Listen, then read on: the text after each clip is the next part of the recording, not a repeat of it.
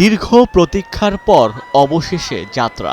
বহু আলোচনা, নীতি ও সিদ্ধান্তের পর সেন্ট মার্টিনমুখী পর্যটকরা। সোমবার ভোরের আলো ফোটার সঙ্গে সঙ্গে কক্সবাজার শহরের বিআইডব্লিউটিএ ঘাটে জড়ো হতে থাকেন পর্যটকরা। তাদের চোখে মুখে উচ্ছ্বাস আর দ্বীপ ভ্রমণের আনন্দ। একে একে টিকিট চেকিং ও পরিবেশ অধিদপ্তরের নির্দেশনা মেনে পর্যটকরা জাহাজে ওঠেন। প্রথম দিনে ৩টি জাহাজে ১২০০ পর্যটক সেন্ট মার্টিন ভ্রমণ করছেন। হানিমুনে যাচ্ছি আমরা নিউ কাপল।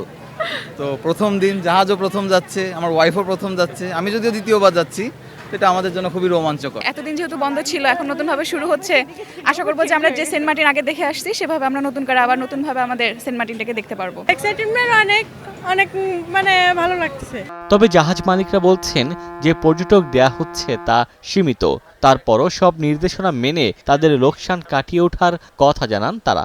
যারা যেতে পারছে তারা খুবই উৎফুল্ল এবং পর্যটক সীমিত করার কারণে কিন্তু অনেকেই বিমুখ হয়েছে এই দ্বীপ ভ্রমণ থেকে।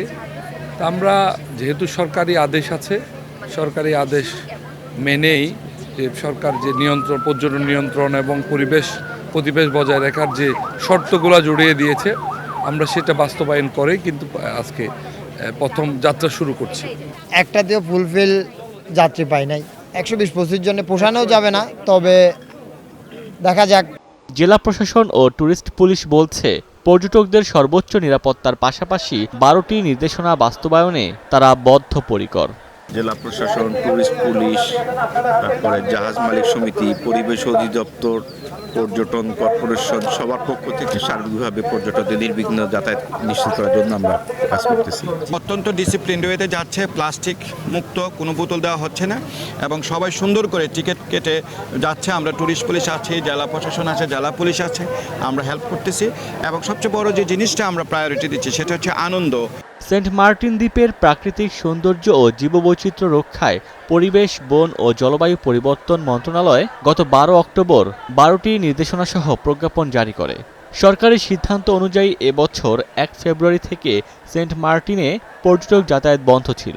নতুন সিদ্ধান্ত অনুযায়ী নভেম্বর থেকে জানুয়ারি এই ৩ মাস পর্যটকরা ভ্রমণের সুযোগ পাবার কথা থাকলেও যাত্রী সংকটে তা হয়নি। তবে ১ ডিসেম্বর থেকে পর্যটক ভ্রমণ শুরু হয়েছে।